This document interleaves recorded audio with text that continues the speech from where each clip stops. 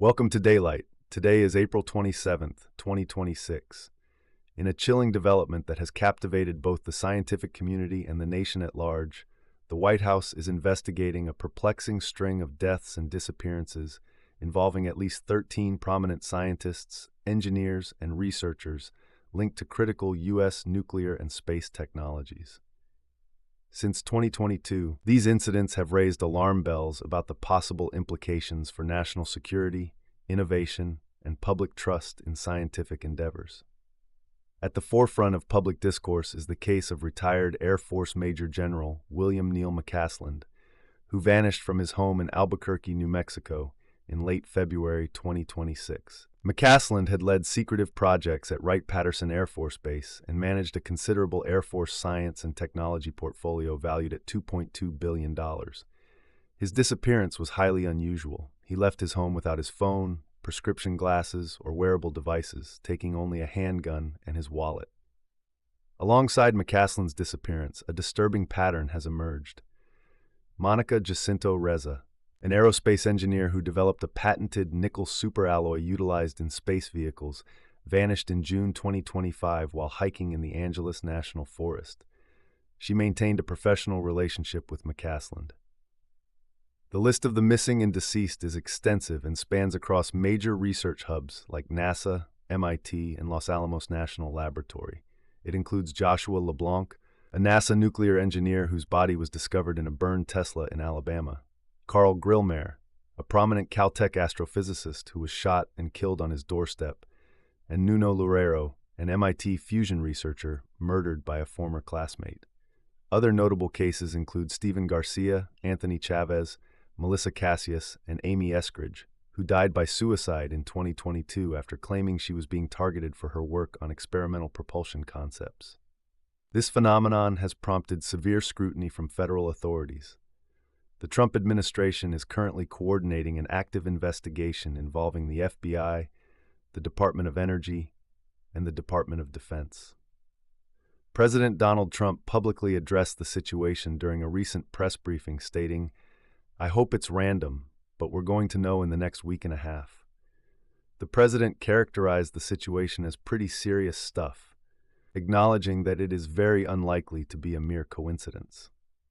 White House Press Secretary Caroline Leavitt confirmed the proactive stance, asserting that the administration is working to identify any potential commonalities, assuring the public that no stone will be unturned. Legislators are also raising the alarm. House Oversight Committee Chairman James Comer has initiated inquiries into the cases, stating, "If the reports are accurate, these deaths and disappearances may represent a grave threat to U.S. national security." Congressman Eric Burleson expressed concerns that foreign adversaries may be involved, specifically naming China, Russia, and Iran. This geopolitical anxiety is compounded by reports that at least 9 scientists holding top security roles in China have also mysteriously died or disappeared recently, including defense technology expert Feng Yang. However, while official inquiries mobilize, the landscape of public discourse remains fraught with sensationalism and conspiracy theories. Experts are urging caution, warning against the human tendency to draw connections where none exist, a psychological phenomenon known as apophenia. Investigative journalist Ross Coulthart recently emphasized the necessity of separating fact from speculation. Coulthart noted that while various scientists are indeed linked by their involvement in related fields, the circumstances of their deaths vary wildly, from documented homicides to traffic accidents and suicides.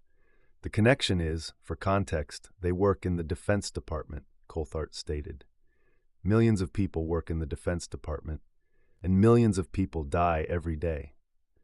Former FBI Special Agent Jennifer Coffindaffer echoed this skepticism regarding a coordinated plot. "I'm not buying the conspiracy," she stated, pointing out that many of these individuals were battling intense personal and mental health crises, exacerbated by the extreme pressure of their high-stakes professions. This sentiment is strongly supported by the families of the victims, many of whom have voiced their disgust with the sensationalist interpretations of their loved ones' tragedies. Louise Grillmeyer, the widow of the murdered Caltech astrophysicist, called the conspiracy theories absolute nonsense. emphasizing that her husband's death was tied to a personal vendetta by the suspect in custody. Similarly, the daughter of Michael David Hicks emphasized his well-documented medical issues at the time of his passing. General McCasland's wife, Susan Wilkerson, also publicly refuted extravagant claims linking his vanishing to UFO-related cover-ups, noting his recent struggles with severe anxiety and cognitive decline, and asserting that he had retired from classified work over a decade ago. As investigations proceed, the convergence of scientific integrity, governmental inquiry, and national security necessitates a vigilant and methodical approach. Whether these incidents represent a coordinated foreign espionage campaign, a catastrophic failure in mental health support for our nation's top minds, or simply a tragic statistical cluster, the outcomes of this investigation will reverberate far beyond the immediate concerns. We respect the memories of those lost and extend our thoughts to their families and colleagues during this difficult time.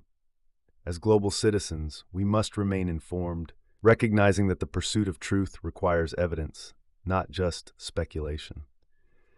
Thank you for joining us this evening on Daylight News TV. We will continue to monitor this situation closely and provide updates as more information becomes available. Good night.